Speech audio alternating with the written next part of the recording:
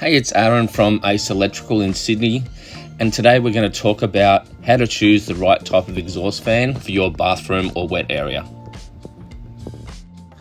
First, you need to consider the circulation. Where is the exhaust fan going to vent to? Then you've got to consider the capacity of the fan. You want to choose a fan that's going to completely change all the air in the bathroom at least 12 to 15 times an hour. If you've already got a mold or a moisture problem, you want to probably up that to over 20 times per hour. Where is the fan going to draw its air from, and where's it going to ventilate it to? Location, you want to consider all of these factors when choosing the location that best suits your bathroom. And if you've already got a moisture or a musty smell problem, it's best to leave the fan running for 20 to 30 minutes after you use the room for a shower. It might be an idea to consider a run-on timer, so this happens automatically.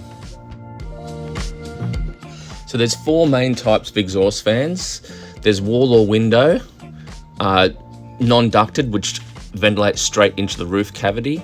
There's an inline exhaust fan, which vents to anywhere that you want through ducting. And then there's a 3-in-1 combo exhaust fan heat type. So these are all the options and all the things that you need to think about.